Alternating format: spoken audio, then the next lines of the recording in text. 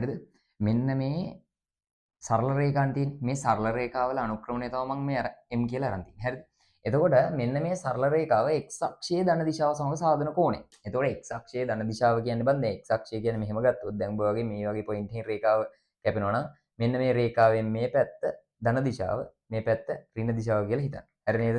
එතකොට x අක්ෂයේ ධන දිශාවත් සමග සාධන කෝණය. ඒ කියන්නේ රේඛාව x අක්ෂයේ ධන දිශාවත් සමග සාධන කෝණය සුළු කෝණයක් නම් ඒ කියන්නේ θීටා 1 කියලා තියෙනවා.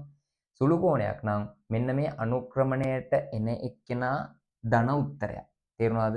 අනුක්‍රමණය මොන උත්තරයක්ද? ධන උත්තරයක්. මෙන්න මේ θීටා 2 කියලා අරන් තියෙන්නේ. මෙන්න මේ සරල රේඛාව එක්ක සාධන කෝණය මහා කෝණය. ඒ කියන්නේ x අක්ෂයේ ධන දිශාව සමග සාධන කෝණය මහා කෝණයක් නම් අන්න එයාගේ අනුක්‍රමණය මෙයා m1 කියන්නම් මම මෙයා m2 කියන්නම්කෝ. එතකොට මෙයා m2 මෙයා ඍණ උත්තරයක්. මෙන්න මෙතන තියෙනවා නේද θීටා 3. මෙන්න මෙතනදී මොකද වෙන්නේ? මෙන්න මේ x අක්ෂයේ ධන දිශාව සමග සාධන කෝණය බිඳුවයිනේ. ඒ හින්දා ළමයි අනුක්‍රමණය බිඳුවයි. හරි නේද? එතකොට මේ x අක්ෂයත් එක්ක මෙතන කෝණයක් හදන්නේ සමාන්තරව යන එකයි වෙන්නේ. අන්න එතනයි ඔය සිද්ධිය වෙන්නේ. හරි නේද? මේවට මේ ඔස්තාරලා කෑ ගහන්න එපා. හරිද? මේවා මේ සමහරක් වෙලාවට මම ඔය x y දාගෙන මල්ලි මේ කවලා දාන්න. හරිද? මේ වගේ ඒවත් දාපන්. හරිද? මේ කියන ඒවා ටික. මොනවාද?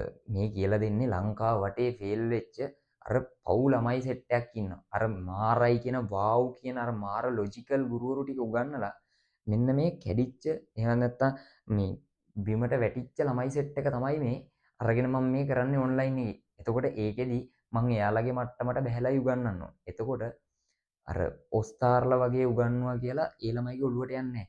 අපි x කියලා ගත්තම සමහරලා මූණවල් ඇඹුල් වෙනවා. හරි x කියලා ගන්න ඒවා. x y කියද්දි නිකන් හෙන්න අවුල්. හැබැයි හරකෙක් බල්ලෙක් පූසෙක් අපිට ගොඩක් සමීපයි. ඒ වගේ දේවල් කියලා ඒකයි උගන්වන්නේ. නැතුව මේ සබ්ජෙක්ට් එක කනවා නෙමෙයි. හරි.